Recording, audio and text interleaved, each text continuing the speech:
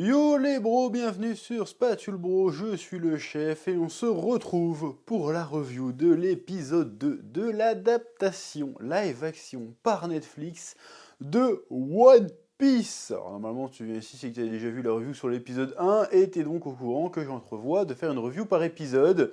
Histoire de... Comme ça, je serai le plus complet possible sur mon avis, parce que si je fais une review, bon déjà, les vues, la passion, hein, tu connais, et surtout comme ça, moi, je pourrais être un peu moins synthétique et parler un peu de tout. Parce que si je parle les 8 épisodes d'un coup, forcément des choses passeront à la trappe. Bref, après un premier épisode qui m'a conquis, sincèrement conquis, et qui m'a surpris, je m'attendais à que ça soit potable, mais pas que ça soit aussi bon, et ben le deuxième, pour le moment, vient confirmer l'essai avec une adaptation de l'arc Baggy le Clown qui prend quand même pas mal de liberté, mais c'est des bonnes libertés. Dans le sens où on fait des choix qui servent l'histoire, le propos, le développement des personnages. Donc en fait, en gros, ça raconte la même chose que dans le manga, mais différemment. Et j'aurais même envie de dire peut-être de manière même plus synthétique, plus efficace. Je trouve aussi que ça rajoutait quelques petites couches supplémentaires sur certains personnages, notamment Baggy, qui est franchement encore une fois casting 10 sur 10 hein, pour le coup. Bon ça je l'avais pré-shot. Ah, souvenez-vous quand j'avais réagi au casting et que j'avais vu des images de l'acteur et que je l'avais vu interagir, j'ai fait il a la gueule de Baggy et force est de constater qu'il a vraiment la tronche de Baggy. Bon après peut-être pour chipoter, je dirais que bon alors Baggy ça n'a jamais été une montagne de muscles, mais je trouve qu'il fait un peu trop freluqué, un petit peu trop frêle.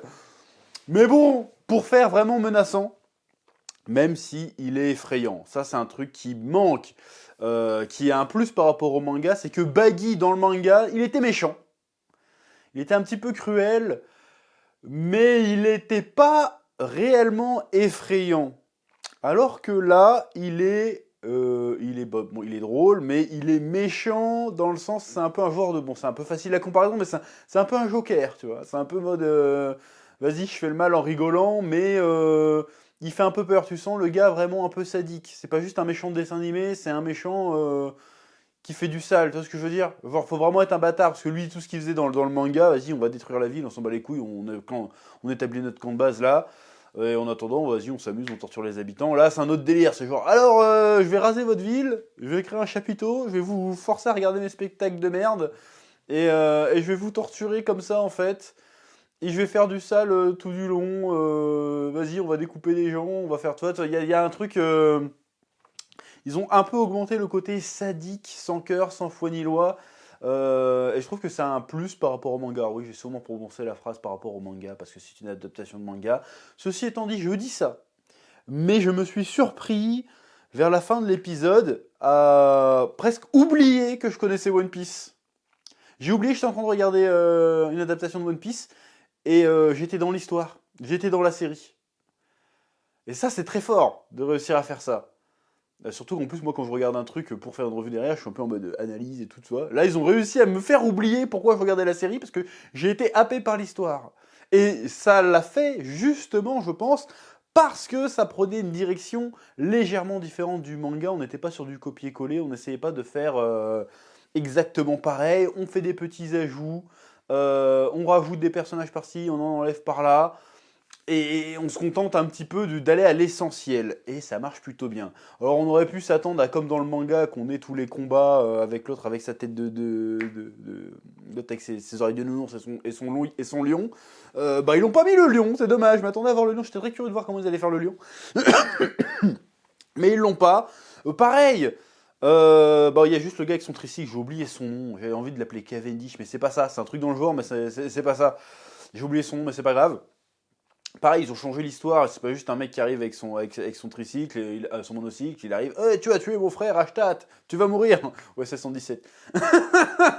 Il arrive comme ça face à Zoro, donc c'est plutôt marrant, enfin, c'est plutôt marrant. J'ai bien aimé le délire que les personnages ont quand même des griefs, c'est pas juste t'es méchant, toi méchant, moi tapez-toi.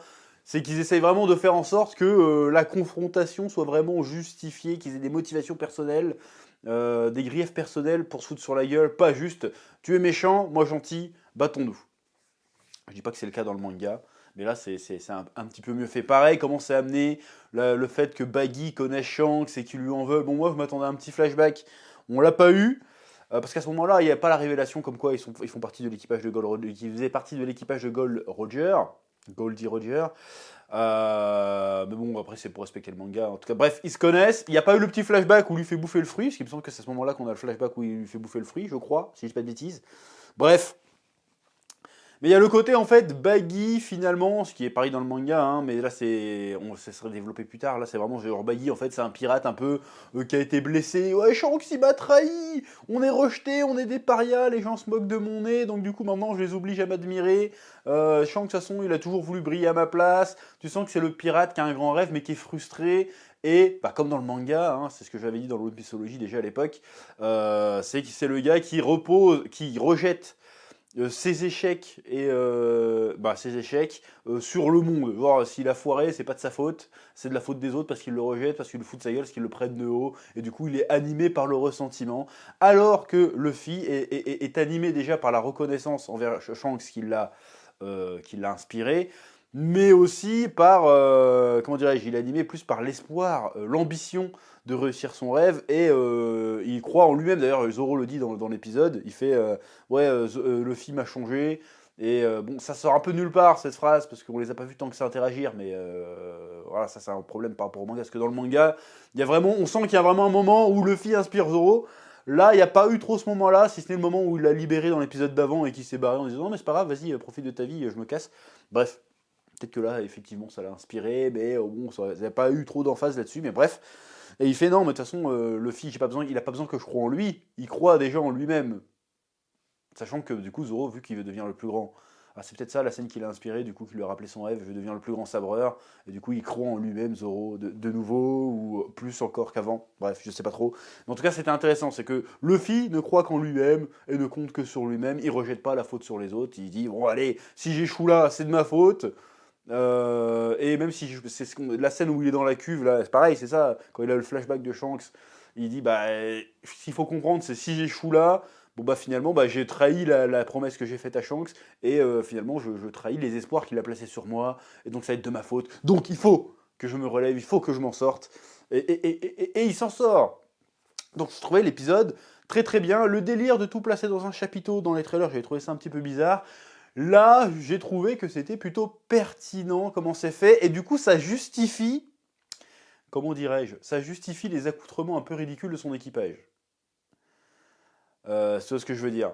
Du coup, on est dans, parce qu'on accepte, visiblement, on est dans un chapiteau, c'est un cirque, donc on accepte de voir un mec avec des oreilles avec des oreilles de nœuds sur la tronche, on accepte de voir un mec se déplacer en tricycle, on accepte de voir des femmes à barbe, de voir des jongleurs, des gens avec des dents de requin, trucs comme ça, on accepte ça parce qu'on se dit, on est dans un chapiteau, tout peut se passer, tout est permis sous un chapiteau, tu vois. On peut accepter le fait que Baggy ressemble à un clown, et qu'il ait même un nez de clown qui est très bien fait d'ailleurs, qui n'est pas vraiment un nez de clown, qui est son vrai nez. Et on peut accepter visuellement, quand on n'est pas familier avec l'univers de One Piece, que, ok, d'accord, tu vois. J'ai trouvé ça, je pense que c'est fait à dessein, mais je trouvais ça intelligent pour faire rentrer pour faire accepter aux gens que, bon, il va y avoir des designs un peu chelous dans l'univers de One Piece, mais là on met un contexte, ils sont sous un chapiteau, donc c'est pas déconnant qu'ils s'est tous habillés comme des clowns. Tu vois ce que je veux dire? Ça fonctionne plutôt bien, je trouve. Oui. Les pouvoirs de Baggy aussi sont très bien représentés. Bon, il y a un moment où il sort le nom de son attaque aussi. Voilà, alors est-ce que c'est parce que, vas-y, on va accepter que dans One Piece, il y a des mecs qui crient le nom de leurs attaques tout le temps, même si c'est pas Luffy, ou c'était le clin d'œil aux fans, tu vois. Bon, c'est sûrement un peu des deux en réalité, parce que, allez, Fragment Punch, fallait qu'ils le disent. Donc pourquoi pas. Et franchement, son pouvoir rend bien. Alors le combat est pas... Le combat en réalité est pas incroyable, il est un peu anecdotique, c'est pas le centre de l'épisode en fait. Ils auraient pu se contenter, vas-y on fait un épisode où il y a une grosse bataille, bon j'espère qu'ils feront ça pour Arlong quand même, parce que voilà stylé. Mais là c'était un combat, en vrai c'est vrai que le combat contre Baggy le clown, déjà dans le manga, est un petit peu anecdotique. Le truc le plus intéressant, même dans le manga, dans le combat entre Luffy et Baggy, c'est plutôt l'opposition idéologique et le fait qu'il raconte qu'il était avec Shanks, et puis tout le délire autour du chapeau de paille, je vais y revenir après d'ailleurs. Mais franchement, bien représenté, et puis on voit que Baggy... franchement, tu m'aurais dit, au tout début du manga, Baggy Zoro, j'aurais fait, ouais, Tu vois, Baggy il fait pas le poids. Là, il prend Nami et Zoro ensemble, tranquille, tu vois. Donc, j'ai trouvé ça plutôt sympathique. Et franchement, il a réussi à être charismatique dès le début, Baggy. Ce qui n'est pas le cas dans le manga et l'animé, d'ailleurs, parce qu'il est un peu, c'est un clown, donc il est un peu, c'est un peu méchant de merde qui prend de l'importance par la suite. Mais là, on sent tout de suite que c'est un gars qui pèse, quand même. Voilà, donc ça j'ai bien aimé le délire de Baggy. J'ai bien aimé comment Zoro il a niqué la gueule. Zoro et Nami du coup ont niqué la gueule au mec à roulette là. Il y a de la punchline, le Zoro est trop badass dans cette série. Voilà, quand l'autre il le torture, fait oh t'as pas peur de la mort, fait non non c'est juste toi qui me fais pas peur. C'était stylé. Et quand il l'étrangle comme ça avec un seul bras, tu vois. Bon il y a le truc un peu con que l'autre il jette un couteau sur la corde qu'il tient. Bon, un peu facile. Mais je laisse courir, parce que tout le reste était très bien, je laisse courir. Hein. C'est pas comme dans Ahsoka où l'autre allait sur un petit vaisseau allait comme ça sur un vaisseau de machin, et les méchants tirent que sur Ahsoka alors qu'ils pouvaient défoncer le vaisseau. On n'est pas sur ce niveau de débilité. On va dire que le gars est par énervement, il a un ripé, il a tiré à côté, il a pas vu qu'il avait détaché la corde de Zoro. Voilà, on va dire ça comme ça. De toute façon, dans tous les cas, Nami allait le poutrer derrière et le libérer, dans tous les cas. Donc voilà. D'ailleurs, en parlant de Nami, j'ai beaucoup aimé, mais encore une fois, ça c'est assez proche du manga, mais pour le coup, dans la série, c'est très bien fait aussi. Le délire autour du chapeau de Luffy. Genre, à chaque fois qu'elle veut essayer d'embêter Luffy, ce qui lui fait chier, elle tape dans son chapeau, et Luffy fait non, mais pas cool, t'as pas dans mon chapeau, c'est mon trésor et tout. Fait non, mais de toute façon, c'est un vieux chapeau de merde, on s'en fout, tu vois. Et au fur et à mesure de l'épisode, elle comprend l'importance que le chapeau a pour lui. Et à la fin, elle le raccommode comme dans le manga. Et ça fonctionne. Et tu sens en fait qu'à travers ce chapeau, bon déjà il y a Shanks qui passe sa volonté évidemment à Luffy. On comprend l'importance qu'a le chapeau pour Luffy dans cet épisode avec le flashback et tout. Et tu sens que finalement au moment où Nami raccommode le chapeau de paille, bah, finalement c'est les liens de l'équipage qui sont en train de se faire. Les liens de Nami et Zoro, de Zoro et Luffy, de Nami et Luffy. Et franchement, en termes de storytelling, ça marchait plutôt bien parce que finalement, ceux qui défont Baggy, finalement, c'est Nami et Zoro, finalement, plus que Luffy, finalement. Parce qu'en fait, ils s'entraident pour le vaincre. Et j'ai trouvé ça bien fait. Franchement. Même les passages, bon là, on a fini dans cet épisode, on finit le flashback de Luffy. En tout cas, en ce qui concerne Shankly, peut-être qu'on va avoir d'autres flashbacks, je ne sais pas. Les parallèles entre ce qui se passe dans l'épisode et ce qui se passe dans le passé, ça, c'était très bien fait. Quand Luffy est en train de se noyer dans la cuve, et en fait, ça lui rappelle la fois où il a failli se noyer avec le brigand et tout. Voilà, d'ailleurs, il faut que je parle. La scène où les pirates du roux foutent une branlée au brigand. Franchement stylé. Yazop, masterclass. Voilà, 3 secondes. Mais pareil, tu te trouves stylé encore plus quand tu connais le manga, parce que tu sais que le gars c'est un tireur d'élite. Quand il fait le truc avec le poteau, avec la balle qui répond dans le gars, je fais oh! Oh les bâtards! Je fais oh oui! Et là on a le clin d'œil qu'on sait qu'après on sait que c'est le père de Usopp, donc on fait oh! J'ai fait trop fort, l'autre qui les défonce avec un coup avec son os et sa bidoche et tout. Alors, ça fonctionne, l'autre qui arrive avec son fusil.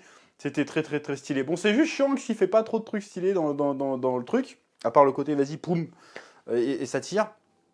Très très cool, très très badass. Franchement, je trouve que l'acteur qui fait Shanks a quand même un certain charisme finalement.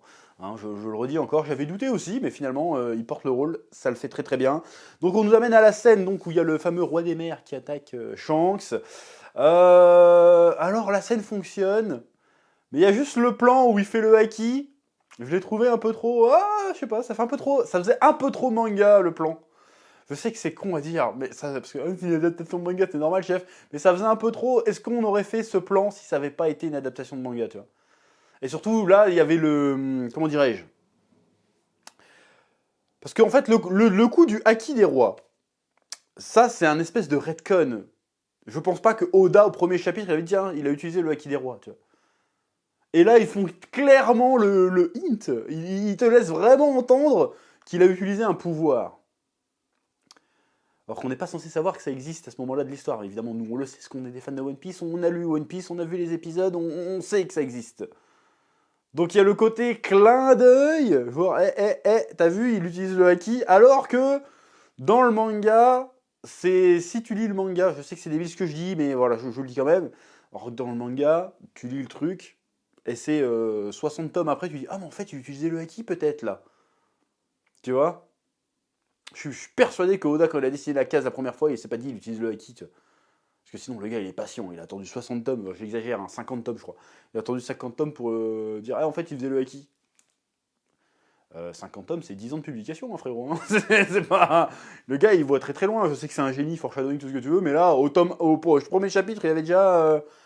Tu vois ce que je veux dire? Mais bon, ça fait plaisir quand même, ça peut donner une idée de ce que pourrait donner le haki en live action.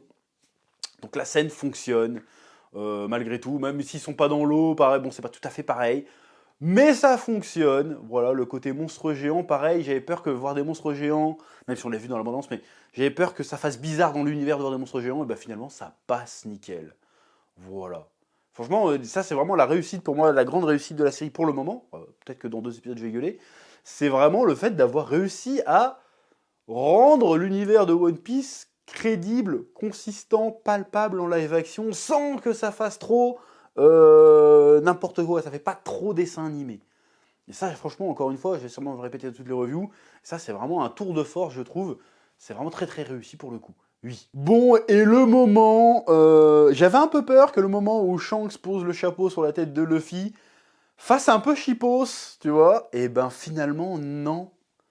Alors ça fait pas le gros truc en mode épique. Regardez, c'est le même plan que le manga. Ils ont pas été jusque là, mais justement, ça a été, si c'est fait exprès, je pense que c'est fait exprès. Ils ont fait ça très sobrement, en fait. Nous, on sait que c'est un moment iconique de fou, mais la série a pas fait genre, vas-y, on est conscient de nous-mêmes. Tu vois ce que je veux dire? Ils ont fait non. Là, pour servir la scène, il faut pas qu'on mette l'emphase dessus en mode waouh, le moment de fou, genre gros ralenti, gros zoom, gros bruitage. Grosse musique larmoyante, même s'il y a une petite musique très sympa. Non, on va faire ça sobre. Et l'émotion passe pas dans le plan, machin, mais passe dans les yeux des acteurs. Quand ils posent ils étaient tous les deux en train de sourire et tout, et quand ils posent le chapeau sur la tête de Luffy, tu vois qu'il relève les yeux, et il a les yeux pleins de larmes, comme ça il se retient de chialer. Et Shanks pareil, tu vois qu'il se retient un peu de chialer, et là tu fais oh les bâtards ils m'ont eu. Là j'ai eu un moment émotion. Et pas parce que je me suis dit, oh, ils ont refait la scène du manga, j'avais complètement zappé. J'ai juste dit, putain, la scène, elle fonctionne de fou. J'ai eu un petit moment d'émotion, je fais, oh alors que je n'ai pas de cœur. Ils ont réussi à fêler mon armure, à trouver mon petit cœur qui bat. J'ai fait, oh non. Oh, il pleure. Oh, Shanks aussi, il est ému. Et c'est beau. Et il y a un truc que je trouve très bien dans la série, qui fonctionne, c'est le côté croire en tes rêves. Qui en manga, on a l'habitude de le voir, si tu veux. Présenté de manière aussi naïve, aussi innocente. Dire ouais, crois en toi, tu peux y arriver et tout. Et ils ont réussi, avec cette série, à le faire en live action. Et c'est motivant, en fait. Ça fonctionne de fou. On pourrait croire que c'est un peu cheesy, un peu too much, un peu trop naïf, un peu trop enfantin. Mais dans la série, comment c'est fait, eh ben on y croit, en fait. Tu vois ce que je veux dire? Même quand Zoro il fait non, Luffy croit en lui-même, il fait hey, je vais devenir roi des pirates, croyez en vous les jeunes et tout. Ça fonctionne. Ah, à chaque fois qu'il sort des discours comme ça dans la série, bon, à chaque fois il n'y a que 2 épisodes, mais à chaque fois qu'il parle de ce truc-là, ouais, il faut croire en ses rêves et tout, j'ai des petits frissons d'épique. Je fais, oh, ça fonctionne. Ça pourrait faire too much, mais non, ça marche. Donc franchement, vraiment très très bien pour le moment. Pareil, bon, nous, storyline qu'ils inventent. Ouais, je dis storyline, on peut dire intrigue aussi, il faut arrêter de se prendre pour des anglais. Autre intrigue, bon, qui confirme ce que j'avais entendu et ce que le premier épisode laissait entendre, c'est qu'on va avoir une autre intrigue avec Garp qui part à la poursuite de Luffy avec les nouveaux cadets qui sont dans la ville de Morgan. Bon, par contre, il y a un truc que j'ai pas compris, c'est pourquoi le colonel Morgan se fait mettre au pilori. Genre, oui, il est corrompu. Oui, alors, pardon. Là, par contre, c'est un défaut, je suis désolé, parce que justement, c'est ce que je disais dans le premier épisode, c'est qu'à aucun moment, on voit que Colonel Morgan est corrompu, en fait. Bon, on voit qu'il fait une carabistouille à Zoro, d'accord, mais c'est tout, on le voit pas maltraiter les gens, on le voit pas être un tyran, être un despote comme dans le manga. Du coup, quand tu le vois sur le poteau, tu fais, bah attends, bah, il a rien fait de mal, il s'est pris une branlée, d'accord, mais en quoi c'est un méchant? Il a échoué, quoi. Et du coup, c'est Garp qui passe pour un bâtard. En fait, genre Garp, il arrive, il fait ouais, mettez-moi ce coup de balle au pilori, il a échoué. Ça fait genre, il est puni pour avoir échoué. Alors que normalement, il n'est pas puni pour avoir échoué. Il est puni pour être pour sa corruption. Et pour sa gestion de. Parce que c'est un tyran, et parce qu'il renvoie une mauvaise image de la marine. Donc il est puni. Là, il est puni juste parce qu'il a échoué à stopper les pirates. Du coup, c'est Garp qui passe pour un bâtard. Pour moi. Tu vois ce que je veux dire? Puis même la scène où il interroge Kobe, bon, elle est plutôt intéressante parce que ça voit que Garp il partage des valeurs. Quand il fait ouais, l'importance, la vérité et la droiture, c'est une des valeurs essentielles de la marine. Je t'aime bien petit, je te prends avec moi. Ok, c'est rigolo. Bon, par contre, là, je sors un peu du truc, mais Bogart, bon, il a plus de lignes de dialogue que dans tout le manga. Euh, c'est bon, il ressemble à Jean du Jardin. Chaque fois que je vois, je me dis, qu'est-ce qu'il fout là au SS 117? Toujours, le gars, il a la gueule de Jean du Jardin, ça me fait trop rigoler. Enfin bref. Donc, on va voir où va nous mener cette. Même, il dit un truc bizarre, Garp. Quand il fait son discours de fin au cadet, il fait le seul moyen d'arrêter la piraterie, c'est de les priver de leurs rêves. Mais frérot, t'es un méchant en fait. Si tu dis ça, ouais, il faut les priver de leurs rêves. Mais t'es diabolique, pourquoi tu dis ça? C'est très très chelou de dire ça. Il faut les priver de leurs rêves. C'est chelou ton délire. J'ai trouvé ça très très bizarre le discours. Et j'ai trouvé ça aussi, comment les dernières scènes de l'épisode sont filmées en méga grand angle, trop chelou là. Là jusqu'à présent, je disais que la réalisation était plutôt sobre et efficace. Et là, tout d'un coup, il y a eu des plans très très bizarres. J'ai l'impression que le plan où il a moitié en fisheye bizarre, Garp, et derrière après le maire de la ville aussi d'ailleurs, que Luffy sauve. Et je me suis dit, mais pourquoi vous faites des plans comme ça? C'est dégueulasse. Ah, ça m'a sorti du truc. Pourquoi vous faites ça? Vous voulez essayer de le faire passer pour un dingo ou... On est où là? On est chez Jean-Pierre Jeunet ou je sais pas quoi là? T'es Amélie Poulain, fils de pute, qu'est-ce que tu me fais là? C'est quoi ces plans bizarres là? C'est juste ces plans là, pendant 2 minutes, t'as des plans comme ça, alors que dans tout le reste de l'épisode c'est filmé normalement, et puis tout d'un coup t'as des plans comme ça qui sortent de nulle part. Pourquoi vous faites ça? C'est quoi l'intention narrative derrière? J'ai pas compris. J'ai vraiment pas compris. Voilà, donc très très bizarre les scènes avec Garp, mais on va voir ce que ça va donner. Sinon, ouais, pareil, petit clin d'œil, on voit Chouchou à un moment. Je crois qu'il s'appelle Chouchou, non, le chien moche qu'il y a dans le manga. Évidemment, ils n'auraient pas pu refaire la scène, parce que ça aurait été une perte de temps de refaire cette scène, je pense.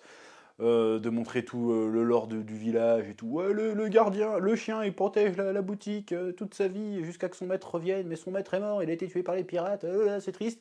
Ils n'ont pas perdu de temps là-dessus, même ça aurait été certainement très bien en live action, mais je comprends qu'il l'ait enlevé, parce que c'est pas l'essentiel. L'essentiel, c'est vraiment la confrontation idéologique entre Luffy et Baggy et l'histoire autour du chapeau de paille et comment le chapeau de paille permet de créer des liens, symbolise les liens entre Luffy et ses camarades, c'est Nakama.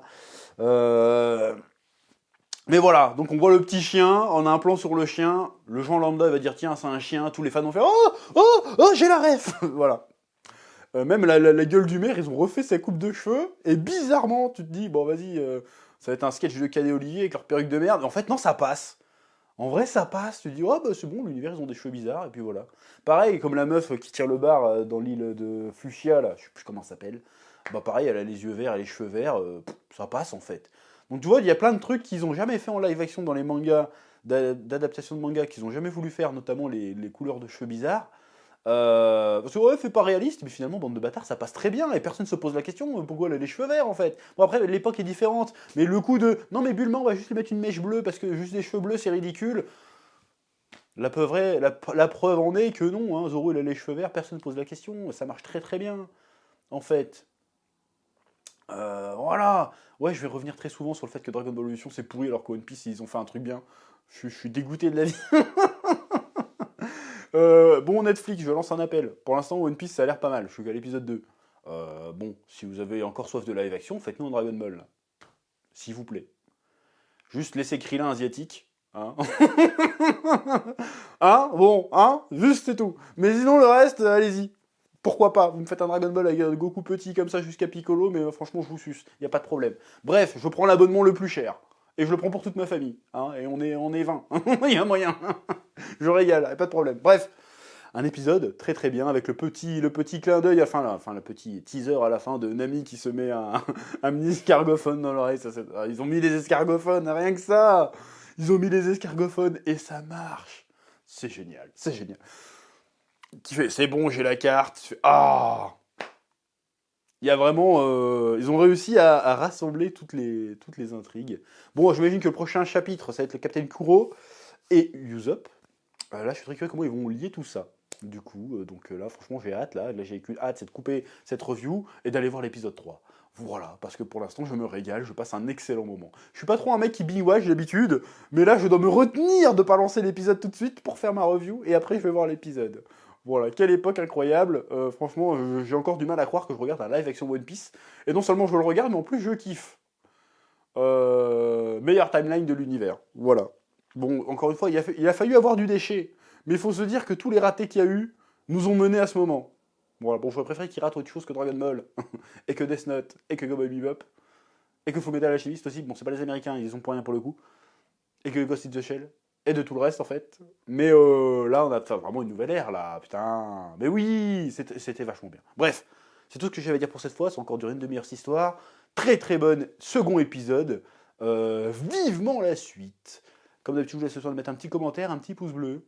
Et je vous dis à très vite sur Spatule Bro pour la suite des épisodes de Netflix. Voilà, oui.